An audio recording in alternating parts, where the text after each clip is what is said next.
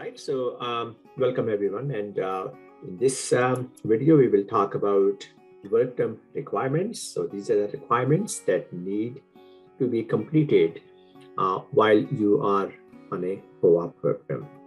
You are responsible for completing all work-term requirements. For each co-op work-term, you are enrolled in a co-op course, and the co-op course is a pass and fail course. And in order to get a pass in a co-op course, you are required to complete the work-term requirements. Now, if your work-term report is going to be a bit late, that's totally fine. Just let your co-op coordinator know that you need a bit more time to complete your work-term report. But try to get these things done on time. Okay, it's easier for you and of course also for the co-op office. Yeah. Your grades will be posted about 2 months after you finish your co-op work term. All right. So first of all, let's look at the evaluation forms that you will need to complete, and then I will talk about the work term assignments. So at the end of each work term, and so if you're doing 2 consecutive work terms, then that will be at the end of each 4-month co-op work term, okay? So you must complete the following. So you, first of all, need to complete forms. One form is your evaluation of the co-op work term, and that needs to be completed by the first Friday of the following term. So if the work term is from January to April, then by first Friday in May, at the start of the second co-op work term, that evaluation form should be completed. The second form is employee evaluation of your co-op work term. And you must receive at least a satisfactory grade by your supervisor. Now, if the grade is not satisfactory, your coordinator will talk to you and your supervisor as to the reason for that. And hopefully, if there were any issues in terms of the co-op work terms, those already had been discussed during the site visit and sorted out. I must say it's very rare for a student not to pass a co-op course or to receive an unsatisfactory evaluation by the supervisor, but sometimes it does happen, okay? Now, for the employee evaluation form, the co-op office will send a reminder email to your supervisor towards the end of each work term. So this will be the same supervisors whose name and email you have entered as part of the work term information, as we discussed at the start of this workshop. So make sure that information is correct. Otherwise, that email will may go to a different person, okay? Now, you are responsible for completing your evaluation of the work term. And of course, supervisor is responsible for completing their forms. Plus, please remind your supervisor that your evaluation needs to be completed in scope. Sometimes supervisors get very busy and they may forget about that. But at the end of the day, it is not your responsibility. And if your supervisor does not complete or forgets to complete, we will remind your supervisor of completing that evaluation. And again, I wanted to clarify that you need to do that for each 4-month co-op work term, okay? And so the forms are again in scope. So when you log in and click on a work term, you will see all the details, the work term details are in scope, and all the forms are there, as you can see on this slide. So you can see the student evaluation form and the employer evaluation form. They are all in there. It takes some time to complete these forms, not a whole lot of time, but just make sure that you give it some time, provide detailed information, because that information is very critical for us to evaluate. How did the work term go? What worked? What did not work? What needs to be improved? It's a good. I just wanted to let you know your evaluation of your work term is confidential.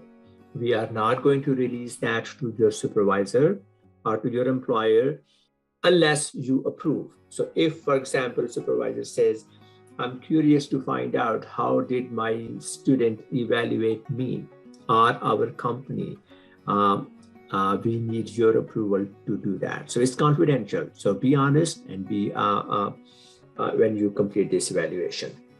Forms are pretty easy part. Let's look at the assignments for the co-op work terms. For the first co-op work term, we do not need a written report. What you need to do is you need to complete the end of term reflection report, and that is done in scope. And you can see that on this slide that there is a tab for first work term student assignment and term reflection report. The purpose of having a reflection report is for you to make you think, what was, how was a work term different from a regular school term? What did you gain from it? Has it provided you information to help you as to where your studies are going? What do you want to do with your career? What was difference between a student and being a full-time employee? So I think that reflection is really critical and that's crucial. And it's really good to just go through that at the end of your first work term. It's going to help you focus your second, third, and fourth co-op work terms. Okay, so really important. Think it through, put some effort into it, and it's useful for you. Yeah, it's very important. As far as co-op is concerned, we don't need a written report from you for your first work term. All we need is a reflection report. But your employer may require something different. So it could be that you're working on a project or you're writing a code, and at the end of the first 4 months, you will be leaving that company. So you can expect your supervisor to say, could you please write a report on what you did? Could you write a manual on the document or a documentation about what was done in your first co-op work term? So your supervisor may require you to write a written report or give a presentation, but that is your supervisor's requirement. That's not a co-op requirement. So make sure that you, when you first meet with your supervisor, let them know, okay, here are the co-op requirements for the work term. There are evaluation forms that I need to complete and you will have to complete, and co-op office will email you at the end of the term. As far as any written report is concerned, this is my first co-op work term. I'm not required to write a written report, but would you like me to write some documentation or a report for the first work term? So make sure that you get that all cleared and well understood at the start of your work term. Okay, so very important to keep that in mind. Now, when you log in for the work term report, there are different types of work term reports, and you can select which assignment you will be submitting for each of the work term right, as you can see in scope. So if you look at the bottom over here, right over here, Workterm assignment, you can see the type of assignment that you will be submitting. That's right given over here. So I'm going to talk now in the remaining part of this workshop, the Workterm reports that are required for subsequent work terms. So after second, third, and for the second, third, and fourth work terms. Now, these work terms may be with different employers, or they may be with the same employer. Okay, so let's have a look. For the work term 2, 3, and 4, and 5, you must complete an assignment. There are lots of details about the Workterm assignments, about the Workterm reports, and they are given in the student handbook in section 8. So, and these are of course available on our website. Now, let's take a scenario. Suppose you are doing 2 consecutive Workterm at Triumph, or maybe at RBC. And for the first work term, you write a reflective report. For the second work term, you want to write, you will be writing a written report. The topic of the report, the format of the report is completely up to your supervisor. So it's a really good idea to discuss with your supervisor that from a second work term, I have to either give a presentation, that's also a form of assignment, or I have to write a written report. Do you have any preference as to what should I do? And secondly, the topic of the report has to be with your approval. What would you like me to write about? What kind of written report would you like? Or if a written report is not needed, and your supervisor will like you to give a presentation, find out the parameters of that presentation. So make sure that your supervisor is aware that you will be writing a report, and consult the format of the report with your supervisor. Okay. All right, so let's look at different types of reports that can be written. The most common type of report, of course, is a technical report. If it's a technical report that is in either a paper form or a Word document in a soft form, select a topic in consultation with your supervisor. And what you want to do is, you want to have a report that is about your work term. What did you do? Or what are you doing?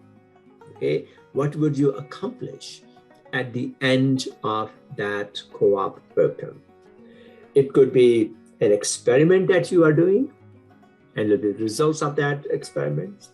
It could be you're analyzing some data. So it could be data analysis. Maybe you did some literature search. Maybe you wrote a user manual for a new software that the company have just bought, or someone in your team or you and your team have written. Maybe it's an installation guide. So there can be lots of different forms of technical reports. Okay, it really depends on what are you doing, during that co-op work term, and what you and what your supervisor will advise to write about. Okay, I will give another workshop about details of work term reports, because there are lots of other things that can happen. It could be, for example, that you do not have one project, you have 4 different projects. Maybe you never worked on one large experiment, you worked on 4 or 5 small experiments. So then the question becomes what to write about. Yeah. So, but it has to, at the end, to do with your work term. What did you do? What are you doing? What would you accomplish at the end of your work term? It should be analytical, okay? If you're talking about the experiments, then what's the experiment about? What's your role in the experiment? Any data that you might have? Any analysis you might do on that? So write it in such a way that someone with similar background as you can take that report, read it, and has a really good idea of what you did on that co-op work term. So it should be complete in that sense, yeah? So you cannot start in the middle of something and provide information that if someone with similar background as you reads cannot understand what the work, the project, experiment was about, okay? So should be self-contained and related to your work. Now, how long should be a work term report? That really depends. You know, it could be 1,000 to 3,000 words. I have seen reports that are 50 pages long. I have seen reports that have said, you know what, this is actually honestly good, a master's level thesis, okay? So I will leave that up to you. One thing that you should keep in mind when you write reports or give technical presentation, that these are for your own good. You should learn how to write a good technical report. You should learn how to give a good presentation. Means if you work on a project for 4 months, you should be able to describe that in a good way to other audience. Those soft skills that we talk about, writing skills, presentation skills, are absolutely critical. So write a report, give a presentation, not because this is a co-op requirement, I need to get it done and I'm going to do it as soon, with as little effort as I can. Think of it as this is something that's good for me. This is part of my education. This is part of my portfolio. And the more effort you're going to put on that, the better. In fact, if you are applying for grad school and you have written 3 good technical reports on your 3 co-op work terms, those could be part of your portfolio. Look, this is what I have done as an undergrad. How impressive would that be? Yeah, so this is for your good, okay? Keep that in mind. Okay, and follow supervisors' guidelines in terms of the formatting of that report. It could also be, your report could also be a manuscript of a paper that has been submitted for publication, okay? So that's the technical reports. You can also give an oral presentation. So no written report, but an oral presentation. And increasingly, I see that many of the supervisors want their students to do that. And sometimes these presentations are done at the end of the term. Sometimes these presentations are done on a regular basis, after every, once a month. Everyone in the group has to give a presentation about what they are doing. And the same, guidelines, analytical, logical, self-contained presentations. And of course, your supervisor will assist you in terms of, okay, how long the report should be. If you're giving a report to people in your team, would it be a 10-minute presentation? Would it be a 15-minute presentation, 20-minute? Of course, your supervisor will assist you. Giving a good oral presentation is a fantastic skill to have. And it will pay dividends, in terms of your career, if you were to give 3 or 4 good presentations as part of your co-op experience. So it's a really good thing to work on, and very, very important skill to master. Okay. So now, if you were to give oral presentation, when your supervisor logs into Scope, they are provided options when they log in, first of all, and say, did the student complete a report, yes or no? And then was it a written report and that you will be evaluating, or was it an oral presentation that you will be evaluating? So depending upon what supervisor chooses, they will be presented different forms, okay? So the form for completing an oral presentation or assessing or evaluating an oral presentation is in scope, okay? Now there can be other types of assignments, not only written reports and or oral presentation. It could be a patent application, it could be a user manual that you wrote, it could be a conference poster that you prepared. And I have seen a number of situations where the students had to attend a conference and then they prepared a poster and they presented that as part of their co-op work term. Obviously, I don't need their poster to see the poster, but you can simply say that you had presented a poster and your supervisor can evaluate that. It could be a video, it could be a wiki. So there are lots of different things. So if you want to do something different, so other than say a written report or a oral presentation, then what you should do is you should talk to your coordinator and get it approved by your coordinator that I will be submitting a non-standard report, because the evaluation form for that non-standard report will not be there in scope, okay? But you can do that.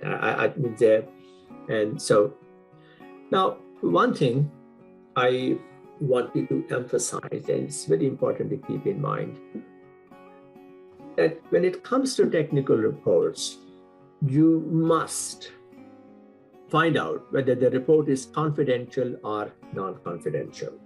In many cases, if you were to write a technical report, the data in that report, information in that report will be confidential.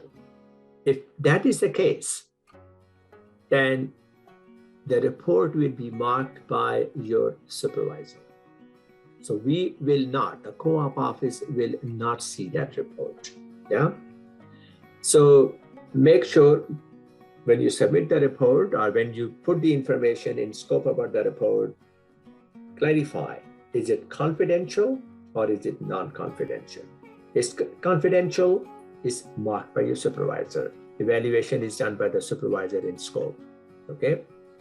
And if it is non-confidential, and how would you find out that it's non-confidential? Your supervisor has to approve that, yes, you may release this report to the co-op office. And in that case, you can send the report. Now, of course, the slide says that it should be bound and printed, but a PDF is totally fine, okay?